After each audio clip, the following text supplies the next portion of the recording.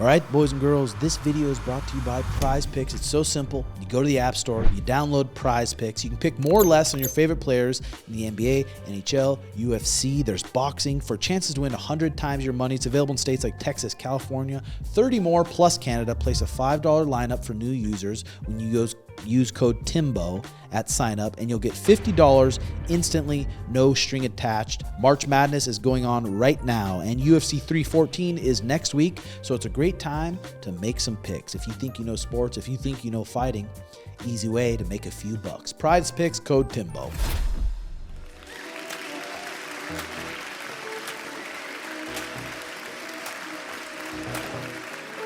Okay, ladies and gentlemen, welcome into the show. Let's welcome my co-host here, Joe Diesel Riggs. Boy, do we have a special one planned for you here today, ladies and gentlemen. We really do. We got MMA Guru joining us, and I can't wait for the show. So, grab yourself a refreshment. Let's get that posture cranked up, and let's get serious here. Guru, welcome in, brother. What's up, brother? How's it going? I wondered when to say hello there. I didn't want to interrupt your big intro of your new show. New set. We're at the new dojo here. I got some nice lights set up, so thanks for everyone helping me here. How'd you sleep last night, brother? I slept very well. I slept for a good 11 hours after my big Bryce Mitchell interview I just did. It was huge. Dude, a clean 11 hours, and I just took a peek at that interview. 140,000 views in 17 hours. Holy smokes, bro. Me and Bryce Mitchell were a match made in heaven, Tim. That's how it works. Isn't he just a peach to talk to? I love talking to that guy. Love talking to Bryce. The level of enthusiasm has to be respected, no matter what you're enthusiastic about, I think. So recently, I mean, well, not super recently, but in October, you posted, I recently reached 100 million views on YouTube. I know it really took off over the past 2 years, but it took me almost 6 tough years, 4,000 videos uploaded to get to this point, and I got here in the end. Costed me every weekend from the age 19 and every evening streaming at the cost of any chance at a social life. The picture at the bottom is the first ever stream where I spent 2 hours talking to myself, waiting for people to join in and subscribe. I didn't gain a single sub, but at one point had about 2 viewers watching live. Call me what you want. You can't call me an industry plant. Thanks for all the support over the last 6 years, especially if you were there for the first 4. I mean, that's something to be proud of. It really is, dude. It really is. Hey, thank you for that, Tim. I thought having Sean O'Malley's chest tattoo as your backdrop was glaze. that was real glaze there, and I appreciate it, Tim. No, this is a hawk. This is not an owl. Okay. Is that Sean has an owl on his back? He has an owl on his chest. On his chest? He has an owl on his chest, and that's a hawk. But good talking to you, brother. Thanks for joining me. And now I can't wait till I open a stream one day and I see Guru with a big Cuban link chain. Where are you stashing this money at, brother? Never gonna happen, Tim. No, I'm never wearing a chain around my neck, man. I'm just not that guy. Flashy watches, chains around my neck. I don't know. That does not interest me in any way. Maybe a Gucci beanie. Nice. Maybe a nice little ring around the ridge of the beanie might be worth something. But hey, I got more family to retire, Tim. Yes. It ain't happening yet with the chains and the watches. Yeah, a little something to treat yourself with, though, every once in a while. So you're just stacking up, and are you buying yourself any crypto or any investments, or you're just checking out that number in the bank account? I got money in things. I'm planning on putting more money in things as well. Property-wise, I would say, is a big thing for me. So that's something I'm interested in. I also want to get a farm someday. I got ideas. I got big ideas, Tim. There's some plans for things, that's for sure. And maybe a new studio, or always going to stick with that studio forever? Maybe I'll upgrade in 2026. Late 2025, there might be some kind of upgrade. But soon it's going to be a completely different studio in a different place, because I'm going to be in America this summer. So that's something that's going to have to change. Are the tickets booked? The tickets are not booked, but the idea of it is booked in my brain, and it will happen this summer. And do you have a plan of a little where you're going to go first, and you're going to travel to a couple states? I was thinking New York first. It makes sense. It's the closest to the UK. Maybe Boston, around that region. Then I've got to go to Florida to meet Manny Moicano, I guess, to go on the Show Me the Money pod. And then I've got to go and see Demetrius Johnson somewhere, wherever he is. Then, of course, I'm going to come to Arizona and see what's good there. But then I've got to go to Arkansas. I've got a fishing trip booked with Bryce Mitchell. That has to happen. And then, obviously, Los Angeles, I'll go and see that shithole at the end of everything as well. Oh. And then leave. So are you going to bring a camera guy with you, or are you just going to be the lone sailor? I don't want to lock him into it, but he has given me his word. There's a guy, Brandon Buckingham, on YouTube, and apparently he will be assisting me in some of the moments, not all of them, but in the in the Arkansas trip at least. But I'm sure I can find a camera crew that will help me. Dang, I'm looking forward to that series. That'll be pretty entertaining. So let's go back to the beginning before we get into some UFC stuff and talk about, what kind of childhood did you have, Guru? Did you have a good one? Oh, well, I think I had a good childhood with what my parents had. That's what I consider. They were very good with what they had the opportunity to give, I would say. So I wouldn't say I lived in poverty, but we were poor. You know, I didn't have excess money. There was no luxury money. We had every necessity though. So I'll never say I came from poverty because every necessity was met due to the hard work of my working class parents, of course. And you always had a roof over your head and some food for your mouth. So you damn right, I had some food, Tim. That's a great way to you grow betcha. up, man. And so how long before you moved out on your own? I moved out at 23, 24, I think, around that age. I've just turned 26. Well, no, I haven't just turned. I've been 26 for a while now. So yeah, I moved out about just turning 24, 23, turning 24 was the first time I moved out. It wasn't a possibility until then. I live in London. It's expensive. You got yourself a little studio or apartment to live in? No. I went all out on the place I'm living in. So I got a nice little spot. Maybe I'll show you at some point. Not at the moment though. Is that the same place that you lived in when you were 23? No. Okay. When I was 23, I was still with my parents. I was working, and then I was waiting for the YouTube channel to be guaranteed. I didn't want to just move out on the first sliver of success, and then it all went downhill, and then I'd have to move back in. The idea of moving back in with your parents is something I never want to experience in life, you know? So how did you afford your first place? Well, I say I got income from YouTube. I don't know if you're aware, Tim, but I beat ESPN MMA on ad revenue a couple years back, so I do all right on YouTube, so I just waited till I made enough money and then waited until I saved up enough to cover the lease, even if my YouTube were to be terminated that day. So that's what I did. And that's when you really kind of turned on your grind. Because I know how YouTube AdSense is. I mean, but you're so consistent. You're doing at least 3-4 streams a week? I mean, I'm trying to stream every day. I do at least 5 videos a week. Sometimes it's 3 if it's a shitty little Apex card, but on the pay-per-view days, it's mostly a video a day and a stream or 2 a day most of the time. And you taught yourself completely how to edit yourself? I barely edit my videos, Tim. That's the benefit. Barely edit them. I set up like a pre-set slideshow. So I don't live edit anything. I just capture my screen and I manually click between the images and the things on the screen that I want the people to see as I'm recording. And you do that like OBS Studios? Thing. Yeah, I go through OBS for it. Pretty easy. OBS is nice. So do you have any specific morning routines that you do to kind of get you fired up, get you going, get you woken up a little bit? What morning? I've been doing, you know what I've been doing in my mornings? I've been doing squats and lunges, Tim. I'm a different man than last time I came on here, Tim. I'm getting there. You know what I mean? I'm reaching ultimate shape, Tim. I'm really getting there. Thank you for raising your glasses to get a clearer view. So I've been doing squats. Some body squats. Yes, kettlebell squats is what I've been doing. I'm glad I started this routine a couple months ago so I could tell you this. It's probably giving you a lot more energy for your content than just waking up, eating a corn dog, and then going live. Yes, well, I wouldn't eat a corn dog, Tim, but thank you for the little fat joke there. No, that wasn't that. That wasn't. I know. But I wake up. I mean, I just had fucking beef mince with some egg on the side as well. Beef mince, it's like mincemeat. Beef, just ground beef. There you go. Ground beef is what you guys would call it. So that's what I had this morning because it had to be eaten today.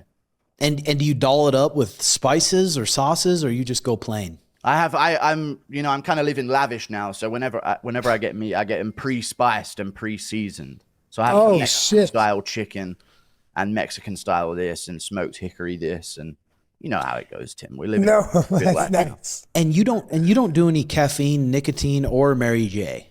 No, all alcohol, nothing. No drunks, no drugs at all. Sorry. No caffeine at all. Looking down his nose. Wow. No, it's not. I will. I'm not acting like I'm above it. Trust me, there will come a time where You'll get stoned when you come out to Arizona? If Sean O'Malley and Tim Welch and Joe Riggs offer me a joint, I will have to partake in the joint. That'd be fun. I can't turn that down. But I don't know, man. I got shit to do. I'm young. I'm 26. I've got a life to figure out. I'm trying to enjoy my 30s carefree. Yeah, I'm a useless old man at this point. No, you're not. You know Joe what? Riggs, you were on Bully Beatdown, Joe Riggs. I mean, you've lived a hell of a life. Amongst other things, with retirement, man, comes a lot of downtime. You know what I mean? It does. Yeah, but you can do this for your whole life, so you're good to go. Yeah. But I don't want to ever feel like I have to. That's something I regret. I regret, but I dread. I dread the idea of feeling like I have to do something or else. Yeah. You know, I want the option to walk away at any point if I need to. But I don't think I ever will. As long as I'm doing good on YouTube, I'll do this for minimum wage. It's fun. I enjoy it. I just talk shit online. It's very easy. And you got your good little community going too, which is good. So how about night routine? Do you go to bed at the same time, or are you a late night owl? I try and balance it out to the same. It's very therapy session-ish on the Tim Welch show. But I try and balance it out. On the weekends, it goes all off.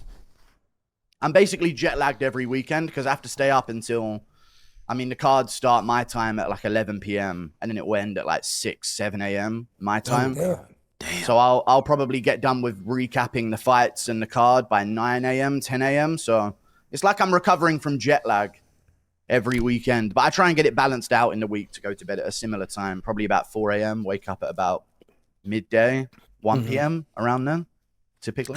So you're tightening up your diet. You're doing mostly clean foods, some protein shakes, keeping it clean. And I'm sure, like I said, that's giving you a lot more energy to stream and making you a lot more creative, huh? Yeah, it really has. And I tell you, advice to anyone out there, nothing gives you that masculine pep in your step like some squats in the morning, getting the blood flowing in your legs. I don't know. That seems to be a habit of mine now, hitting some squats and lunges in the morning. And throwing on a highlight of the top G, getting you motivated, or no? I don't know. I feel like the top G kind of fell off recently, but maybe a bit of top G, maybe a bit of top G ambience. That's a slight to the tits, right? Who knows? Yeah. Well, dude, you see, we always see people. I swear, every week, 2-3 people are telling me, "I'm starting a YouTube channel. They do it for about 5-6 episodes, and then they call it good. So, did you run into a lot of self-doubt, or were you just head to the ground going no matter what? God. I needed it. This is the thing. A lot of people don't want it that bad, I feel like. If they're even for a second doubting it after a few episodes. You read out at the start of the interview here, I guess, the appearance on the pod. You read out the stats of, it took me this long to get here, 4 years of not really getting anywhere with it. Like, I had nothing. This was the thing that I wanted to do. So I was going to do it no matter what. It was not an option to fail. I don't know. It sounds cringe to speak like this about things, but I really wanted this, Tim. Yeah. On one of my first streams, there's a timestamp in the comments, and it's me saying I will make it in the UFC industry somehow, someday. And I can't wait for the TikTok edit in a few years' time of me shaking hands with Dana White as I take his job running the promotion, and then it cuts back to that. No, but I don't know. I just really wanted it. I had nothing else. I had nothing going for me. I think some people don't realize how good their life is. And I think when your life's good, you think you want more and you think you can get more. But I don't know, my life was shit when I was younger, man. I hated it. So I needed this. I hated it. I wanted to make my life better. People come from this like middle class background, or they have other opportunities. And as long as you have those opportunities, you're not gonna grind the way you need to through the gutter of the industry that you're trying to make it in. I'm sure that you as fighters can understand that. Absolutely. As well. I think that's important for fighters to go through that struggle. So when you're, is there a day that you kind of plan out your content, or is it just spur of the moment and you just put it in your notes app on your phone and then let it rip? I mean, I'll jump on my computer some point in the morning, probably an hour or two after waking up. I'll check Twitter. I'll check my Instagram. I have a community that will let me know. This is the thing. I have so many of my fans accepted on Instagram. I mean, they message me probably dozens, hundreds of times a day. Did you see this? Did you see that? This just popped up. Did you see this? So I'm never out of the loop with the MMA news. Or I'll be like, oh, it seems about time for an interview. Let me message Bryce Mitchell, and then he'll respond and say, sure, brother, let's do an interview whenever you're down, and then we'll figure that out. So I don't know, man. There's no plan. Obviously, there's breaking down the cards, prediction videos, which is a staple, which are now sponsored by PrizePicks, I hope, in the future. We'll see. I know you're also. You haven't locked it in with them yet?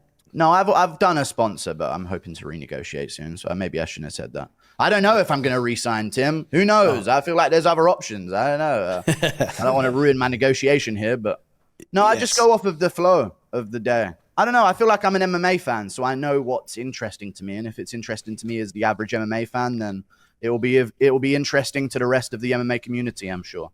Yeah, and you do. I mean, a lot of the people who are fans of you are like real diehard MMA fans, because even on those slow weeks where there's just nothing really going on, you still are consistent with it. Still find something. Yeah. So in that way, I save things. This week, the card is Emmett versus Murphy, which I'm interested by, but the majority of the MMA fan base won't be interested by Emmett versus Murphy. They will. But it's not the same as a pay-per-view weekend or a UFC London or a UFC Mexico. It's an Apex shitty fight night card, which seems to be the trend these days. So I thought, okay, instead of posting the Bryce Mitchell interview on the UFC314 fight week where I'll already have content, I know the MMA fan base that enjoys content are probably starving right now for some entertainment. I'm dropping it today during this fight week because there's nothing else going on. So I'm going to make the thing that's going on the shitty fight week. You know what I mean? Yeah.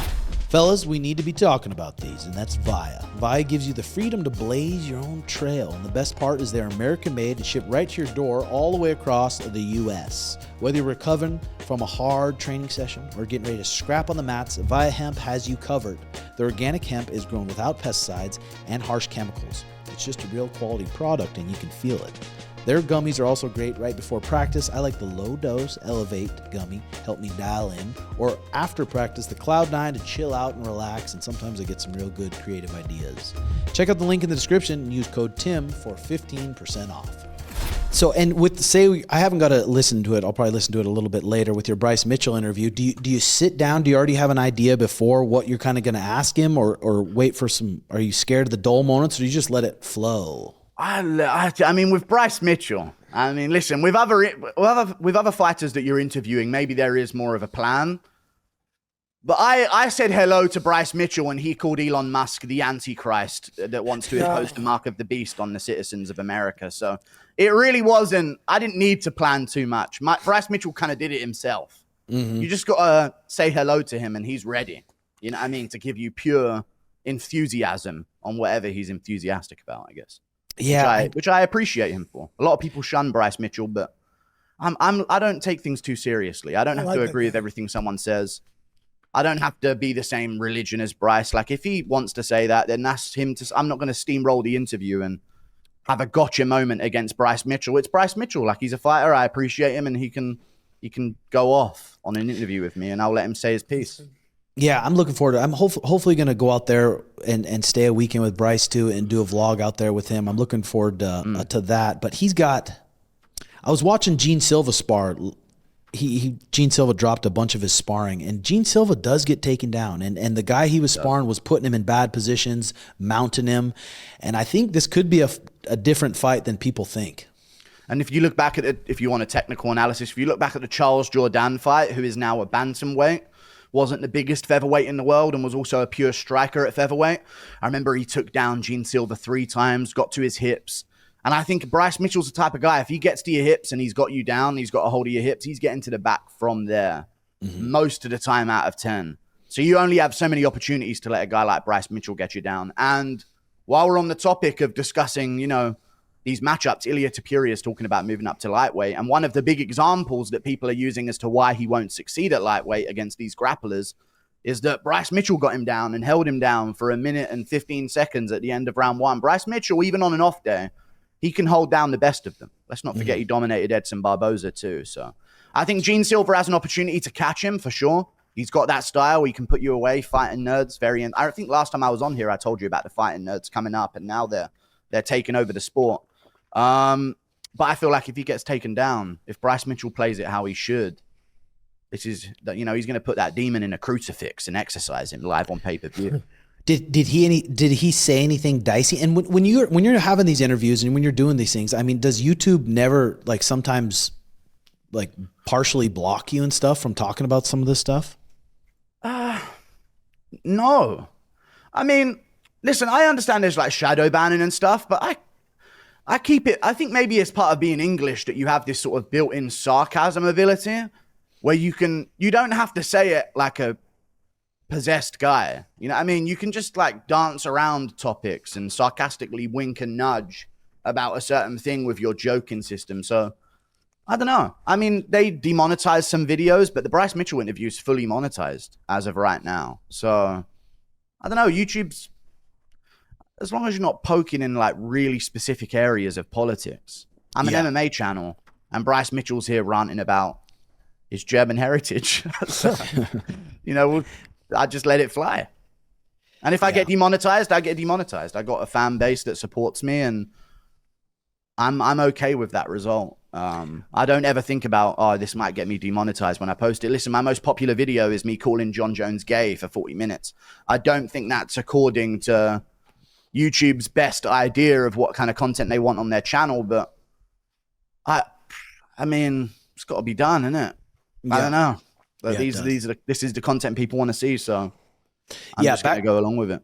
Back to Bryce Mitchell taking down Ilia Topuria. I think about that when they talk about the Islam fight. I'm like, Islam, people say he's walking around 195 pounds, sometimes 200 pounds. Ilia's got this wide boxing stance. As soon as Islam touches his legs, gets on top of him in half guard, I just do not see him getting up. Yeah. I also feel like short arms lose their pop in fights with their power quicker than long arms do. In terms of the pivot point of the arm, like who's got the builds of that? Sean O'Malley, or I don't even think he has like crazy long arms, but he's got longer arms than Ilia, that's for sure. The little fucking destructive T-Rex of a guy that he is. But you've got like Alex Pereira and stuff. Like, no matter what, you're swinging that much arm around. You got that long range like power that you've got with the big hands. You're gonna be able to put someone out at any time of the fight. But with Ilia, if he's battling for over-unders against a cage for a good amount of minutes in round 1 or 2, even if he does, and that's if he does stuff for takedowns. Is someone making coffee in the fucking background? What is going on right now? Are you filling up an airbag of weed? Is that what that is? That's exactly what it is. Get the mind right. That's exactly what it is. No. You knew. I knew. I'm fine with it. But I don't know. Ilia pummeling underhooks for a round or 2. I think he might lose that pop in his shot. So he's got a round or 2 to put away Makhachev. And Makhachev's good at putting away people in a round or 2 with his grappling. So I think he's up against the odds, but he can definitely pull it off because he seems to have a lot of plot armor, as we know with Ilia. And would you just love to see Ilia clip Islam on the chin and just sleep him? It'd be funny, yeah. I'd like it. Ilia's just... a lot of people trashed Ilia on the come-up because he was up against Volkanovski and Holloway. But, you know, I rooted for him. I like the arrogance. I want it to win so we can, like, have people angry about him being good for longer. I don't think he should have left featherweight as soon as he did. I wanted to see him fight Lopes and Evloev, but here we are, and I think he might have to fight Oliveira next instead of Makhachev instead, so we'll see how it goes. Yeah, that confidence when people start winning like that, it just really rubs people the wrong way. Yeah, O'Malley had the same thing. Yes. O'Malley had the same thing. Little different dynamic, but I mean, he knocked out Aljo. All of a sudden, it becomes, oh, he's overrated. He's going to get fraud checked too. Okay, we have to accept that this is the coolest thing ever in the sport right now, you know? Yeah, and it really changed with the Peter Yan fight. That's when it really changed, and people are like, oh, okay, this kid can fight a little bit. Yeah. It was not in as devastating a fashion, of course, but he proved himself for sure in that fight, because I think the narrative was that he's going to get destroyed. I think that was my narrative. That's the first time I came on your guys' pod. I was saying, dude, Yan's going to beat him up in round 2. And to be fair, I was correct that Yan found the reads and got the shots that he needed to off in round 2. I just didn't anticipate the grit and heart in that frail little stoner of Sean O'Malley. He proved me wrong. Yeah, for sure. I had him all wrong, and he showed it in that third round. So another chance to, I think, gain a lot of fans and a lot of respect is Paddy Pimblett versus Michael Chandler. Yep. Another one where even Paddy Pimblett's first couple fights, I'm like, God, this guy, he just yaps too much. And I had a friend who fought him in Cage Warriors, Julian Arosa, and it was a 5-round fight, a decision, could have went either way. I'm like, this kid is not as good as everyone thinks. But then he goes out there versus Bobby Green, looks improved, big time improved, and now he's taking on the most explosive guy he's ever fought, former Division I wrestler, hard hitter, Michael Chandler. Who do you see wins? Now, there's two images I have of this fight in my head. I have that Paddy Pimblett has the ability to get chinned by Michael Chandler early. There is a good chance that will happen. Michael Chandler blitzes out there, puts him on the back foot, has him a little hesitant, stuffs a panicked takedown attempt, and then takes his head off at some point later in the fight, or later in the first round at least. But then I also see it as, how many times am I going to worry about a prediction for a fight on that outcome, that Chandler has this chance of putting someone away in the first round? And it's only happened against Dan Hooker. You know, if you look at any other fight, he's been in a lot of bad situations until he's won, which is what happened against Tony Ferguson, or he's never put them in that moment where he's taken someone's head off. Mm-hmm. You know, he seems to constantly make mistakes in the most important moments in fights. And one thing about Pimblett is that he's so dangerous at any point in a fight with submission ability. He's got knockout power. He's fucking massive for a lightweight as well. I don't know how he ever made featherweight earlier in his career. He's I think he's like 5'10" and up. He's like Makhachev build at lightweight, but with maybe ganglier arms and wider shoulders. So I feel like Pimblett's probably going to win that one. I don't know how many times I got to see Chandler throw away a bad position or throw away a good position into a bad one, until I have to admit that Pimblett's probably going to have him in some bad positions. And if you're in bad positions with Pimblett, he's got a triangle wrapped around you. And that's a 3-round fight, right? I'm pretty sure. Yeah, so yeah, I think it's a 3-rounder. It might be 5, but I can check right now. But yeah, I think it's a 3-rounder. I remember Jared Gordon just cracking Pimblett with those left hooks over and over. And every time Paddy would throw his left hand, his right hand would come by his armpit and his chin would just float up. That's one thing I wonder if he's going to come out and be like, I need to keep my hands tighter because this is an explosive motherfucker I'm about to fight. It is a 5-round fight in the co-main event of Chandler versus Pimblett.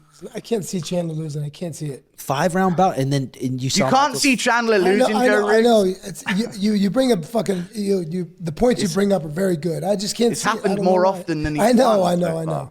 I'm rarely right about these things. I just can't see it. I don't know. I don't know. I feel like if Charles can't put him away by sub, I don't think Paddy Pimblett's going to be able to. I've been wrong before. I mean, I think he's going to touch that chin, put him out. I really do. Okay. I do too. I mean, I can see that as well, to be fair. He's a stocky guy. He pushes people backwards. He can definitely draw out some panic from Pimblett early on. And you did make a good point about the Jared Gordon fight, but you can so obviously see in the Jared Gordon fight the moment where he broke his foot on Jared Gordon. That's something that a lot of people had Bobby Green beating Paddy Pimblett, and that was an okay take to have based on the Jared Gordon fight. But Pimblett, I did an interview with him, and he said he broke his foot almost immediately in the fight. I can't remember what moment he said that he did, but I remember watching it back and saying, yeah, he did break his fucking foot right there. You can obviously tell that he did. And he still, I don't think he won the fight against Jared Gordon, but he still made it to the end. He didn't get taken away. So disaster struck, and he overcame it, or however you want to see that, even if he shouldn't have been given the decision. So if someone gave you $10,000 to bet right now, you're betting on Paddy Pimblett. 10,000 is nothing to me now. Either way, I mean, look, I don't know what the odds are even. I would imagine Pimblett's a slight underdog, maybe, or maybe it's more even. I would think so. But I would put money on Pimblett. I think the younger fighter, Chandler's been around and also Chandler, he was out for ages, came back in against Oliveira, did get fucked up for 4 rounds. Had a great moment in round 5, but I don't know. I've seen Chandler lose so many times and throw away dominant position, and he's doing really good, and then he just walks in with his hands down, and he seems to try and I don't even know what it is with Chandler. He's allergic to winning and like. God, he's right. He just likes to turn it into a war, an exciting war. Yeah. God, you can change my mind about something easy, huh? That's you bring up some really good points there. Yeah. I don't know. I'm still pulling for Chandler. Yeah. Chandler could take his head off. That is a big reality. But I don't know, man. I don't know. I just feel like Chandler throws it away too much, and you can't throw away a good position against Pimblett, or you're in trouble. Another big one we got Volkanovski versus Diego Lopes. I'm excited for it. I've been watching a little bit of Diego Lopez's vlogs. He's just a big, stout dude. When he throws his punches, he throws to kill you. And I'm curious to how Volk comes out. How has his mind been? Was he really demoralized from these last couple losses, or is he going to come back and be the same Volk that we know? I don't know. I don't know with Volkanovski. This is the thing. This matchup is very tricky. I think Volkanovski is the better fighter. He is better than Lopes, but Lopes is so dangerous. Are you loudly texting with volume on your phone? No, I'm looking up the Sure Dog. Disrespectful. I'm looking up the Sure Dog. Okay. All right. Oh, God. Yeah. I'm just saying, is that what I'm hearing in my ear right now? This piece of shit. I put this thing on Do Not Disturb. Motherfucker. Well, there we go. Jesus. Oh, that's good. I mean, I'll just fucking leave if you want to. If you got bigger things to do. No, Volkanovski Lopes. It's a 50-50. It's a gamble of a fight. Volkanovski, of course, it's hard to win a fight over 35, 34 in the featherweight division. It just historically is something that doesn't happen. And Lopes is so dangerous. The read I have on the fight is this. Volkanovski leads so much with his head. And he often does well. But there's often times where he'll be in a clinch with someone and he'll start, because he's so much shorter, he'll start posturing up in the clinch. He did this so much against Makhachev. He puts his hands on their hips. He can't fight with a single collar with someone or do that game in the clinch or try and get a tie clinch back on them. It's just very difficult for him to do. So he sort of postures up with his hands on their hips to get space in the clinch so he doesn't get kneed in the face. And Lopes is really nasty with a single collar, uppercut, right hook. If you watch his Sadiq Yusuf fight, he put him away in that way. I can just see Volk clashing with him in the middle and then Lopes uppercut, right hook over the top as Volk's sort of in there in the clinch with Lopes. And before that, I can see Volk schooling him with like inside low kicks and jab to the body and move on the outside. But I don't want to lock in any predictions because I'm going to break down the card soon and I might change my mind. But okay, I can see Volk winning until a second round Lopes TKO finish. Oh, that's my thoughts on the fight.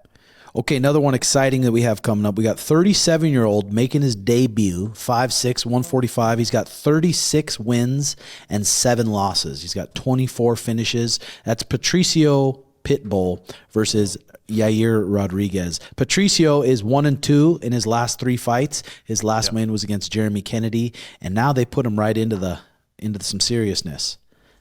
I mean, he had a stint at Rising, didn't he, where he got finished recently. And I do think Pitbull's very good, but didn't he fight at Rising? He did. He got finished by Chihiro Suzuki at Rising, got finished with a straight right hand. Then he lost to Sergio Pettis before that. But I think Sergio Pettis is very good. Yes. It's just, Pettis used to be a flyweight, man. Pettis was a flyweight in the UFC. Then he was a bantamweight at Bellator. Then he just beat Pitbull. So you have to wonder, are Pitbull's days of destroying, or not destroying, but beating up on an Adam Borix and beating an AJ McKee and beating Juan Archuleta and finishing Michael Chandler, are those days kind of behind him with the recent results that we've seen in fights? He looked good against Jeremy Kennedy in his last fight. I remember seeing that finish on Twitter. But I don't know. I'd have to go with Yair. I think Yair is a little too dangerous for a shorter, stockier guy that doesn't have the elusiveness of a Volkanovski. Yeah, I think so. Like, look at all these orthodox boxers that Yair's fought. Chen Sung Jung, Jeremy Stevens, Brian Ortega, Josh Emmett. All these orthodox boxers, kind of similar to Patricio. He ends up beating these guys. So I think you're right. He lost to Brian Ortega, didn't he, in the second fight by submission? But then you'd have to say, well, Pitbull doesn't have the same submission ability as Brian Ortega. So I get your point in terms of the stand-up aspect of a fight. One problem I would have with Yair is he's very frail. Unfortunately, he's very wiry, and I know this is disrespectful, but this is what the MMA guru does. That would hurt. You know what I mean? He's I know, honest. but He's honest. But he's frail for put Yair Rodríguez against a member of a public. He's going to be stronger than them by far for his weight. Don't get me wrong, but I'm comparing him to the best fighters in the world here when I say that. And he just seems to be very manhandleable. And when you do get him down, he seems to be vulnerable on bottom. We're talking about a guy who got pinned by Holloway quite a lot in dominant position. And Holloway's quite a wiry guy for the division as well.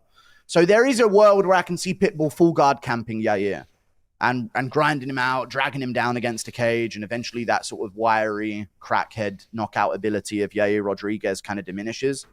But I think Yair is going to tune him up early with big shots. You know, UFC debut, pay-per-view main card. This has been the proven moment for Pitbull his whole career. He's come to it at the end of his career. He's just been KO'd the other fight ago at Rising. The last time he switched to promotion from Bellator as well.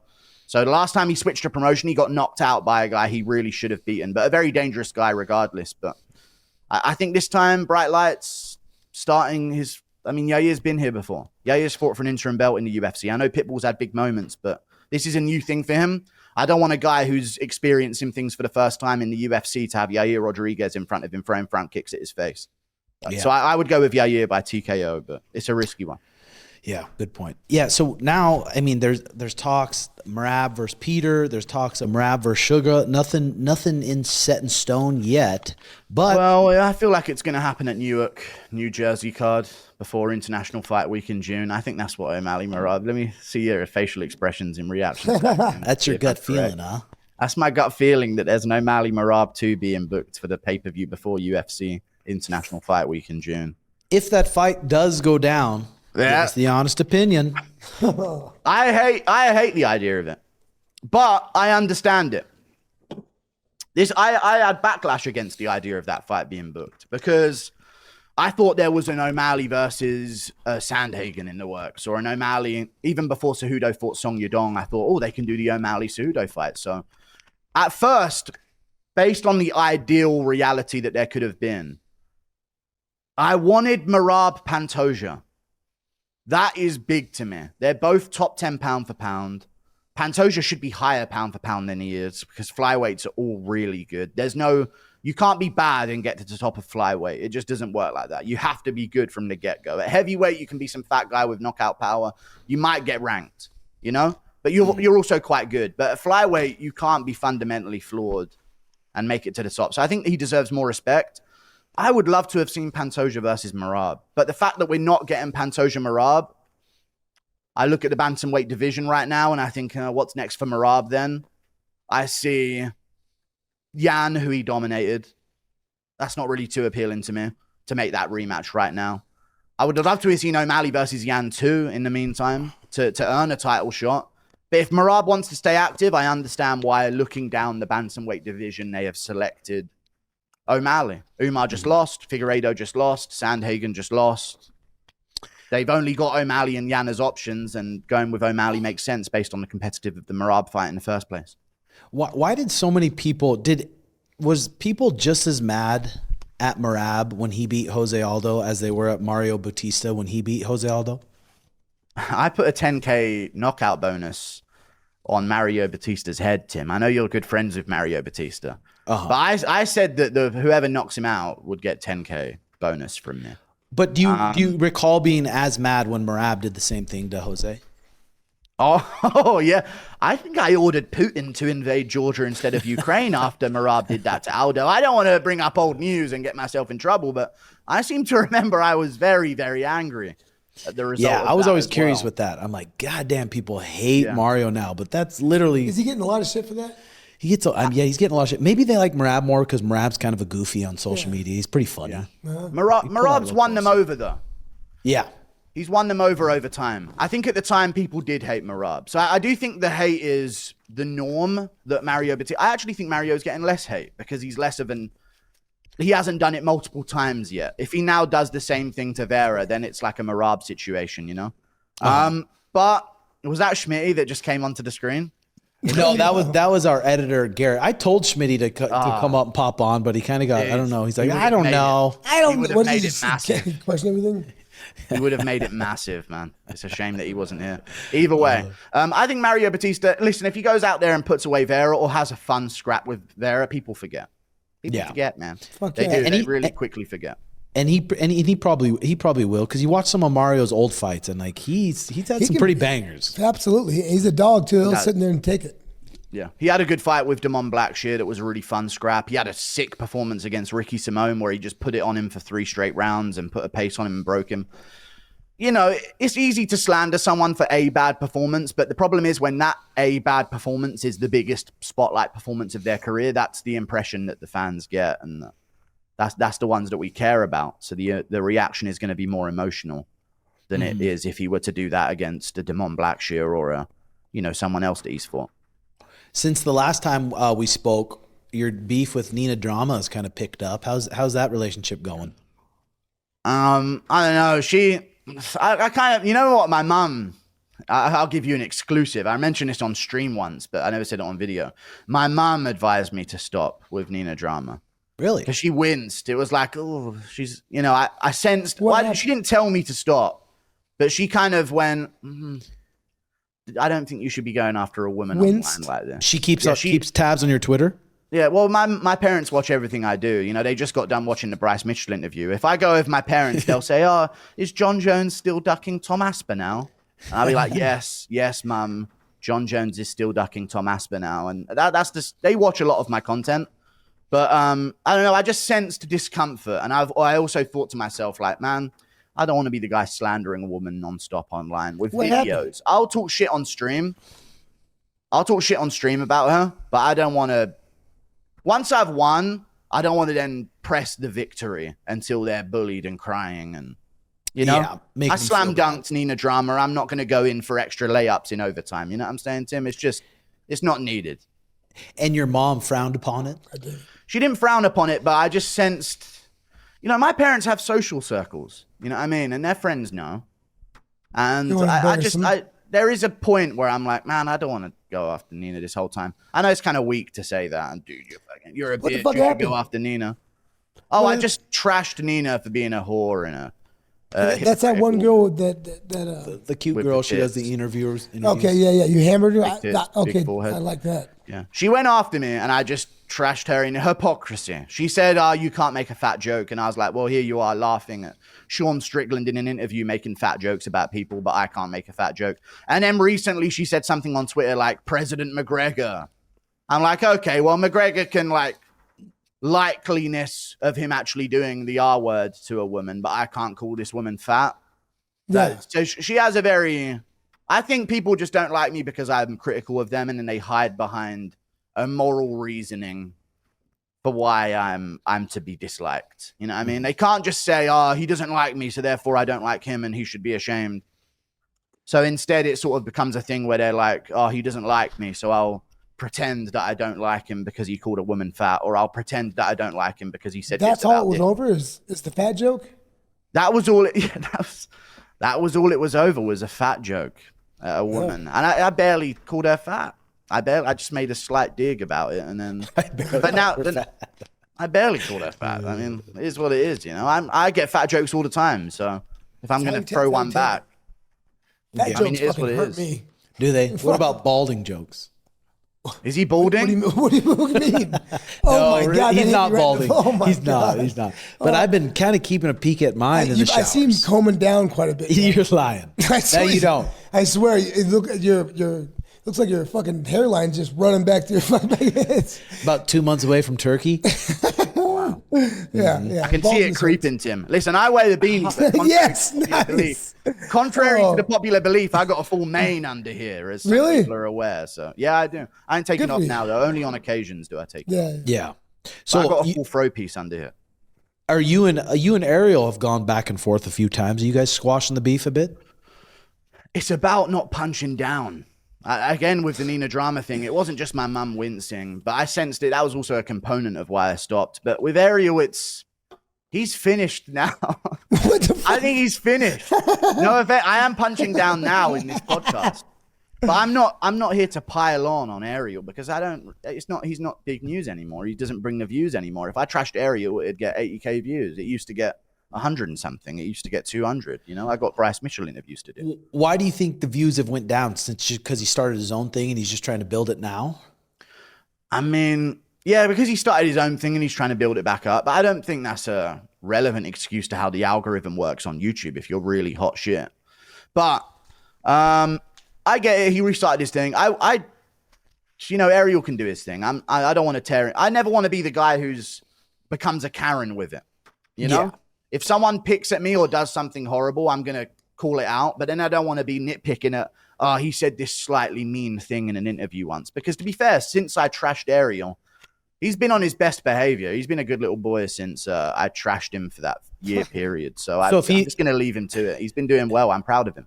If he invites you on his show to squash the beef, would you be down? Nah. You'd say. I'm not going on his show. I know how Ariel works, and I could guess it would be his chance at a slam dunk with all of my worst moments on screen behind me while I'm just here defending myself in the bright lights of an interview.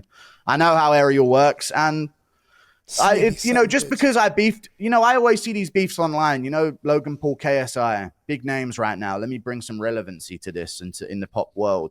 KSI was mad about Logan Paul recording a hanging body in the woods of Japan to not bring up the technical terms to save monetization here. Mm-hmm. And all of a sudden, because they squashed their beef, they're fine with that now.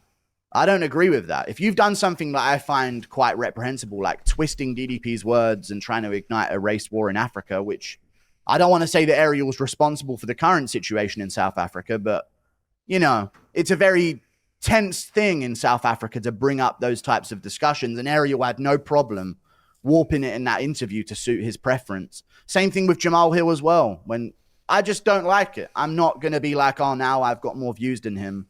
The beef is squashed. I remember things. Elephants never forget, Tim. Mm-hmm. That's nice. So are you planning on doing more and more interviews like the Bryce Mitchell one? Yeah, I had a streak of interviews last year. Then I kind of died down with them, but I don't push them. I need a natural interaction with a fighter. So Bryce Mitchell had his viral moment on his podcast Ark Insanity debut that was probably the best podcast debut of all time. And I made a big video about it. So therefore, we were sort of tied together. And then I sent a message to him on an Instagram comment section. He liked it. He said, thanks, brother. He's seen my reaction to it. So it comes about naturally. You know what I mean? With the O'Malley thing, I think he slighted me once on a thing. And I sort of digged back. And then all of a sudden, I'm on the show. Yeah. And I think he was even mentioning me in one of his Twitch streams or something like that. So it comes around naturally. I don't just pick a fighter out of nowhere. And to be fair, I do interact with a lot of fighters nowadays. So more interviews will be coming. I want to get a Paddy Pimblett interview, but I don't know if he will let me get the interview with him because I think I spoiled it. Why? Molly McCann lost at UFC London, and my chat ridiculed her for it by calling her Molly the Can. Molly Mc, can I get a cheese? Can I get fries with that? Molly Mc, can I take your order? And then she retired, and people were saying, I quit. You can't fire me. Retirement. And it was just, Paddy was crying at her loss, and people in my chat were spamming Paddy the Sadie. Oh. And I've got to read these comments, and I'm laughing, and because it's funny, I'm laughing and giggling. But then I'm thinking, fuck, this is a really important moment to them. I've laughed all about this. It is funny, but I understand. You have to understand not want to do an interview. I understand hatred of me. I'm not going to act like I should be loved. I'm a very hateable person. So if he doesn't want to do an interview, he doesn't want to. But I'm going to ask him anyway. I just feel like I might have ruined it. So we'll see. Mm-hmm, mm-hmm. So what kind of rig you driving these days? You got a. Let me guess here. Oh God. Mercedes? No, not Mercedes. He's not flexing like that. Maybe a Toyota RAV4. You're in the UK, right? Yeah, I'm in London, near central London. You guys are. There's different cars down there. Yeah. I don't know what have you been cruising? I don't drive. I don't have a car. That's my next thing. I'm gonna get I'm gonna get a Rolls Royce with an Alfred of my own, a Butler Alfred. Yeah, I'm going to get my own butler to drive me around. No, but I'm going to drive soon. I've just never... Listen, my life, the way it panned out, I couldn't get a car when I was a kid. Mm-hmm. Normally, I went to a shitty secondary school, and then we have this thing, sixth form, which you do between 16 and 18. And the one that I went to had a lot of rich kids in there. And all their parents bought them cars and got them insurance. And it was like $3,000 for a car. But to me back then, that was never in the possibility of like, I'm not going to get a car bought for me and I'm not going to be able to afford a car. At any point, you know, my life is not going to set out that way. And then eventually, by the time I did start making money, I worked from home and isolated myself from society for 6 years. So I didn't have to drive. So I'm going to soon. I'm actually starting driving lessons probably next week, actually. So when you go to the local market, how do you get there? I walk. Is it just like a mile away? Yeah, I know. Well, this let's not dox me here, Tim. But no, I walk to the local area and I get shit. It's pretty convenient in London. You know, if things aren't that far away, London is very. You don't have to drive in London. I don't know. It's a big thing. If you get a car, it's to go somewhere out of London. It's like New York, right?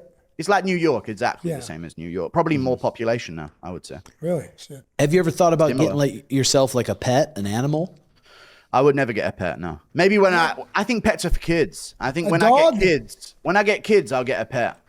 What about your farm? When I'm older, I'll get a pet. I will get a farm, but I'm not going to get a pet now because I want to travel. I'm going to go to the US in the summer. I don't want to plonk a dog on my parents to look after for 2 weeks. And then I come back and I've got to take the dog back. And I also want to go around Europe at the end of the year as well. So I have plans to travel with my 20s and I don't want to have a pet during that situation. Because I think if you have a pet, you have to devote it your time. Responsible. I don't want to be one of these.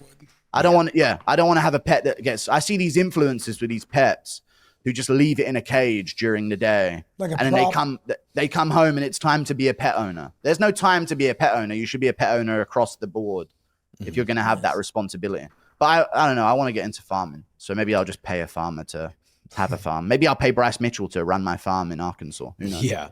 So when it comes to the ladies, are you on any apps or maybe when you go to the market, do you say hello to a gal here and there? I don't get many ladies. That's a big final frontier that I'm trying to overcome. But it happens. And when I've got a couple drinks in me, it happens. And I wake up the next day with what's happened here. That's very rare though. Oh yeah. A very rare situation. But I will say, recently I've had a lot of girls that used to go to my school at the time I did, all of a sudden very interested. So I'm going to have to dodge and weave my way through controversy there. But I'll find some way somehow of, getting my enjoyment out of it. Yeah. Bet a few birds down. Nothing wrong with that. It's always good. And I'm sure in London there's some good looking gals maybe at the coffee shops and stuff, but you never go into those places, huh? No, I'm always working. I mean, I don't know, man. Things that maybe I'm a good Christian boy secretly in a different life. I didn't get money and think, even at the start of the thing, you asked me if I needed chains and a watch and you just asked what car I have. I never got into this so I could get famous. Otherwise, I would be open with who I am and I'd post on Instagram more and I'd do more of that and I'd meet fighters more.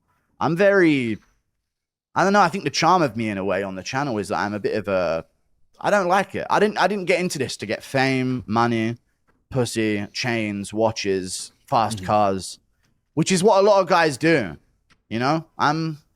I don't know, it sounds gay to say, but I don't want to live that lifestyle of just chasing every buzz of things that you can do with your money and going for, I need pussy this weekend. How am I going to get pussy this weekend? It's just never been wired into me. I want it, but I don't want it in that way that's just going to be. It does turn into pick up this chick and dump her the next day and then move on to another one. I don't know. That's not me. It does. Maybe I'm a hopeless romantic, Tim, and this world ain't fit for me anymore. Who knows? Yeah. I mean, it is a waste of time when you're constantly looking for a puss. But now that you're getting more healthy, it might raise your testosterone a little bit. You might be on the hunt a little bit more. Shit. I'll tell you, the squats in the morning have been putting a pep in my step. You know what I mean? So I understand. I'm starting to see certain curvy shapes in the cutlery in my kitchen. That spoon's looking kind of thick, But I don't know. I'll get to it. When I travel around, I'll get to it. And it's another. When you travel, do you meet women when you go out and do these things? I attempt to, yes. Man. I don't know. Traveling around Europe is they speak different languages, and they're a little bit toothy down there. They got some teeth. They got some teeth on them. They do for sure. I mean, that's they have the best teeth in the UK. Really nice. Which isn't much of an accomplishment. It's it's being the leanest heavyweight basically in the UFC. Yeah, I mean that's a good goal too. That's kind of where I have one nice chain that I got. and then I have a watch. How do people look stupid like that? But then once you have that, it's like, okay, spoiling the parents is the ultimate goal. Being able to take care of your parents, they don't have to work anymore. That's a good feeling, man. Your parents done everything for you. I'm also gonna start funding regional fighters in the UK. I don't want to say who, nice, because I don't want them to be seen as taking handouts if they don't want to be seen as that. So it won't be something where they then have to shout me out or put my logo on their shorts. But I am setting up a fund for regional fighters in the UK, and I'm gonna start that this year at some point. Maybe, cool, I don't know. I've mentioned it on stream a few times. Well, maybe once or twice, but this is what I'm going to do here. You definitely won't regret that. You have no idea how much $300, $400, $500 goes to an amateur fighter who's grinding. Exactly. It goes far. Man, it makes a difference. Yeah, it does. And that's the sort of numbers I'm thinking, like an extra 100 a week for an up-and-coming regional fighter that I spot that has potential. But the thing is, in the Western world, maybe it's different in Dagestan, where 20K goes a long way, or 5K for a fight can last you a few months.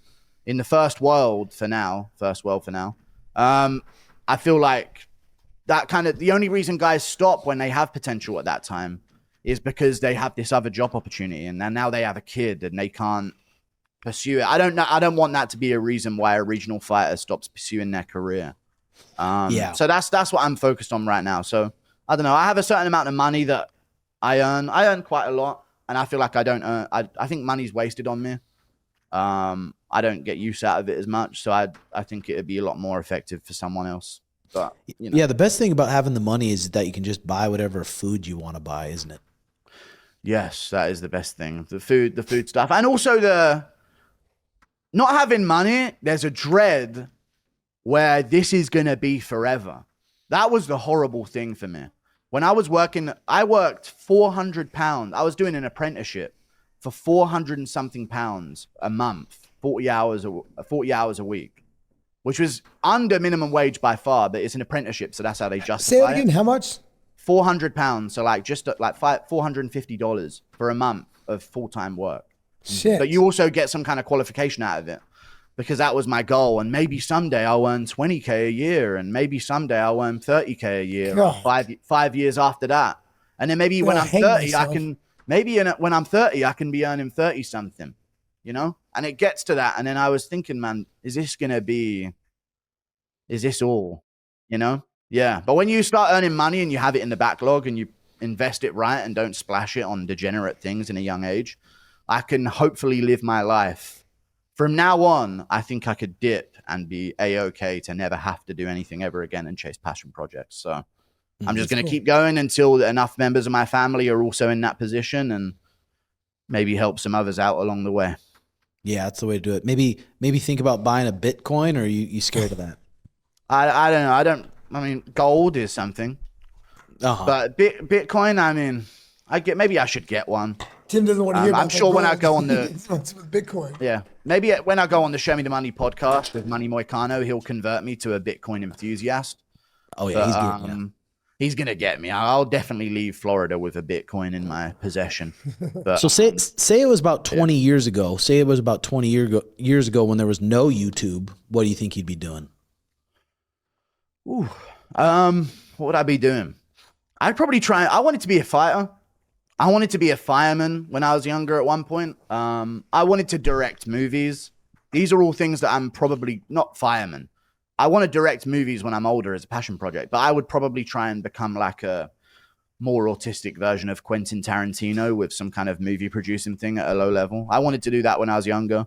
I like the idea of being a fireman, 3 days on, 4 days off. And then during the 4 days off, I would chase some kind of thing I could build. That's what I would advise people to do these days. Take a job that maybe it is a grind for a few days, but you don't want to get trapped where you have to be up the next day for this all the time. You have to work over the weekend all the time. So I don't know. Other than that, I probably would have tried to be a fighter. I would have maybe failed, but I would have probably tried to be a fighter. I don't know. I was always into martial arts. I started Muay Thai when I turned an adult, and then I did a few lessons of jiu-jitsu. It was kind of gay to me. But I think differently of it now, maybe. But when I was younger, I did taekwondo. I competed. I lost when I competed, but I don't know. I was always inclined that way. I don't want to try and sound tough by saying I would have been a fighter, but I definitely would have tried that as an option. Yeah. So is there been any like big YouTube tips that you could have gave yourself 5 years ago that would really help you speed up quicker? Speed up quicker. Like get bigger quicker, where you're like, fuck, I wish I would have figured this out 3 years ago. Ooh, I don't know. There is a charm to not figuring it out quick, to having that backlog. That, you know what the word lore, Lore, if you know what I mean. There's lore to it. I know I'm speaking to a different generation here with this language. There's a lore to having like the grind of never making it for years and then suddenly making it. It makes people more passionate to support you because they know you're just you're not an industry plant, which is all too common these days. Or, you know what I mean? But to give myself a tip, I would say,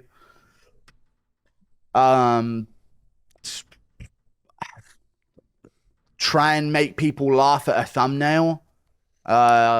The thumbnails and titles. Yeah, I mean, what else other than get to the fucking point?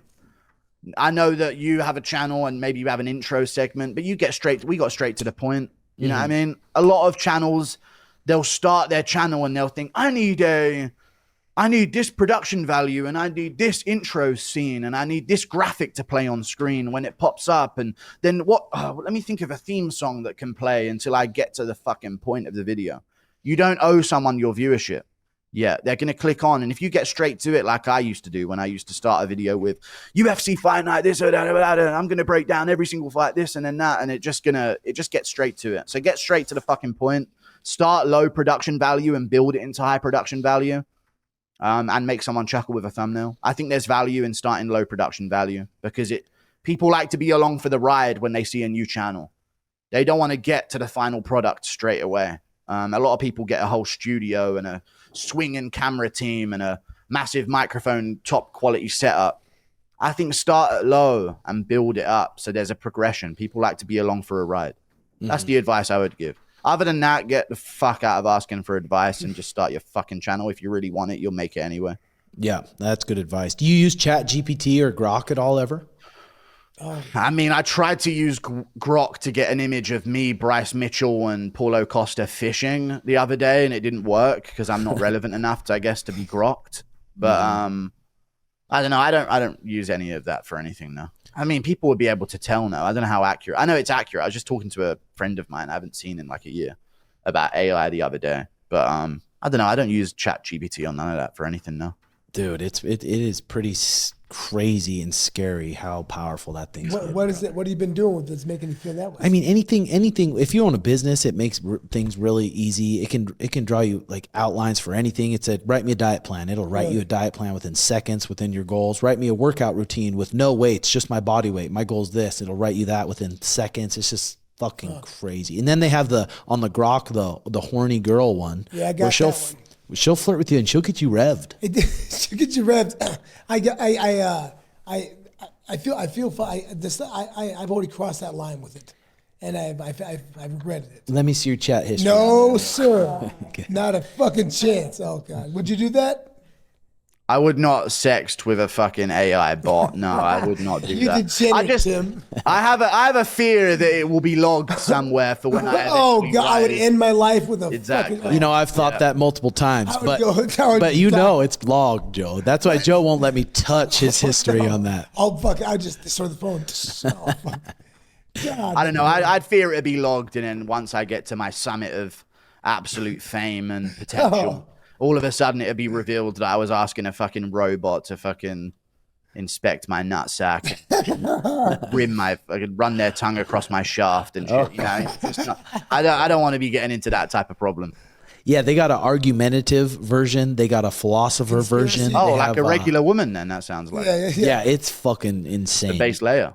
Default. Yeah, it's pretty cool. But Guru, thanks for coming on, making the time, brother. Always good seeing you, and I like seeing your channel go off because you started from nothing and now you're at where you're at. It's pretty badass. Thanks, and it's cool to see the new setup. I wish you the best of luck with your new show, or your new format of show, I guess you could call it.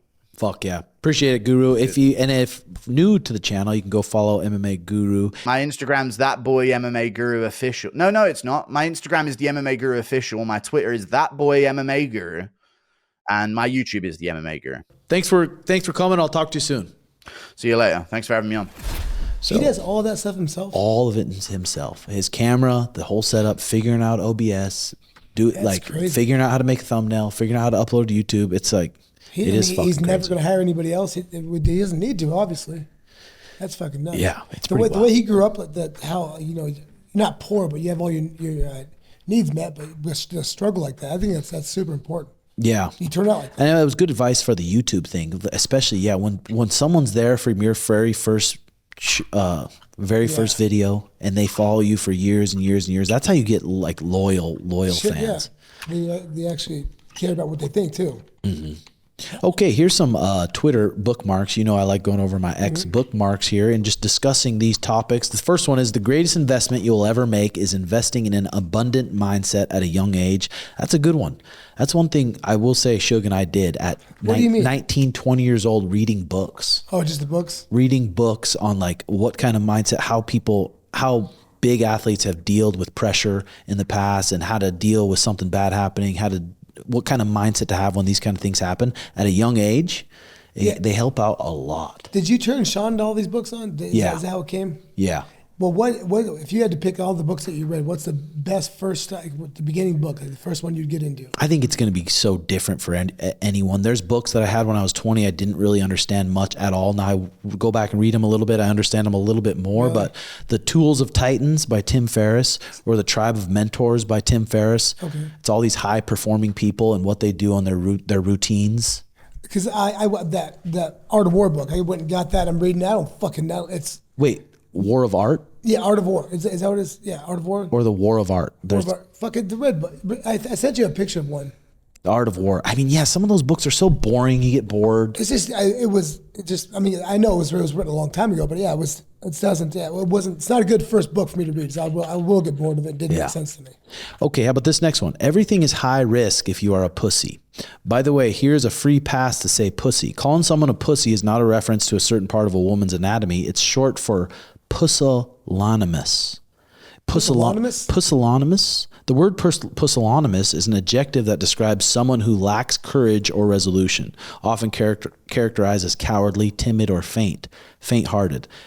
It can also refer to actions or attitudes that indicate a cowardly spirit or lack of determination. So being a puss. If someone calls me a pussy, that's not a good word. Yeah, why does that sting us? I don't know. It does. Is it because we're sensitive? I think so. Somebody goes, "You're a fucking pussy." Well, we haven't. That's what I've said before. We haven't trained martial arts our whole lives to be able to be bashed like that. I don't know, but that word does fucking sting. Puss. But it's just take a rip, puss. Oh yeah, then I'll fucking do it. Yep. That's exactly what it is. Yep. Secret hint here: compliment people behind their back. Do it often. Thank me later. The guy says. That's a good one. That is a good one. Mm-hmm. You do that? I like to do that. I like to talk about what people are good at, especially in my gym. I like to talk about people, what their strengths are. Sets the precedence for people too. Yeah. How about this one? This is a good one. The source of wisdom is pain. Fuck, that's nice. That's a good one. That's fucking true. Absolutely. That's a lot of fighters, like even fighters that maybe have a 50-50 record. They're not like the greatest fighters ever, but they've been through a lot of pain. They've been through a lot of surgeries. They've been through a lot of low moments. Yeah. And then they come out of it okay. They usually have a lot of wisdom. Fuck yeah, they do. I mean, that's true. All the hard things in life is what you learn the most from. Mm-hmm. That's always true. What's some like injuries that you really came back and learned a lot from? Well, you were always addicted to those pills, so you probably didn't get much benefit from it. God damn it, Tim. Yeah. I've learned so much. You're not no more, but I've learned so much from my addiction and all that stuff. I mean, it's learning when you have those injuries, man. Honestly, hurting your back, you feel like besides the pain, you can't get up and do shit. You feel almost suicidal.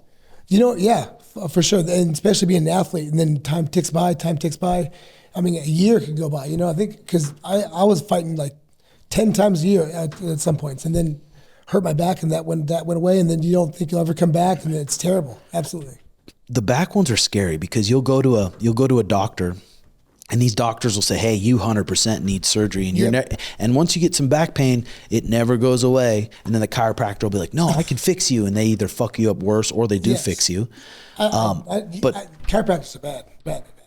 But dude, I've had a chiropractor right, who helped me out, lined me up real good, and my back healed. 1 out of 5, they're good. But if they are good, yeah, they're good. They're great for sure. But yeah, it's very rare. A lot of people deal with those back pains, dude. Like whether it's a bulge disc or herniated disc, and you can get depressed quick. Have you hurt your back? Multiple times. Really? Yeah. Oh, you just did in the gym. Yeah, they fucking. It was all pulled from like lower spine disc area. But dude, I tell you what, eating like shit is gonna make it worse. Yep. Fucking sleeping like shit is gonna make it worse. Buying a hard bed helped me a lot. Did it really? You got to just be confident that if you live a good lifestyle, you eat healthy, you sleep good, you stay hydrated, that fucker will fix itself. To a certain point. I'm sure at certain points you need fucking surgery. You get that completely herniated when all the jelly's out of the spinal, out of the nucleus. There's no coming back from that. Then you feel that shit down to your feet, and then that's horrible. When you feel it in your feet, and there's because everybody's different when they need surgery, but when you feel that stuff in your feet, when it goes down to your feet from those nerves, man, that's when it's time. You know, did you ever feel it down to your feet? Yes. Did you really? Scary shit. Absolutely. Scares me to death, especially if you don't know about the dangers of painkillers, you just fucking go into it. I had no clue how I got addicted to that stuff. And did your turds dry up? Yeah, dude, they were fucking, I had to take stool softener. Oh, it was the worst in the world. It was fucking, that's the least fucking thing that's worse about it. But yeah, I had no idea I was addicted to it. No, until I stopped taking it. Fuck. Okay, how about this one? No one is going to tell you when your character is deeply flawed. You just suddenly realize one day that you are now old with no close family and no friend because you never treated the right people the right way. Your relationships are a reflection of who you are. If you don't like what you see, pay the price to change. Good one there. That's another good one. That is a good one, dude.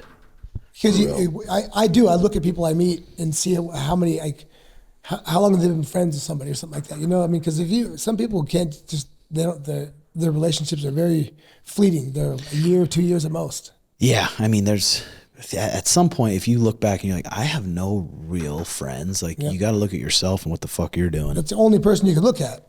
Yeah. But, well, ladies and gentlemen, that was a phenomenal show, and I'm glad you guys hung out for it. We are planning we have a lot of good guests on the lock. A lot of good guests coming up. If you guys enjoyed this video, hope you enjoyed this video, hit that like and subscribe button. It helps more than you can tell. Comment your thoughts below, and thanks a ton for watching. Dude, I'm fucking about to throw up the entire... Why, brother? Oh, I have no idea. Yeah, I'm fucking stoned. It's probably that joint. Oh my God. Dude. I don't know what it was. It's terrible. What do you need? No, okay, go into that bathroom then. So, damn it, it must have been the smoky smoke. We got Diesel Riggs, ladies and gentlemen, about to throw up. He took some big rips of that joint, not feeling so hot, so he went to the women's restroom and he puked. Hopefully he cleans it up and I don't have to.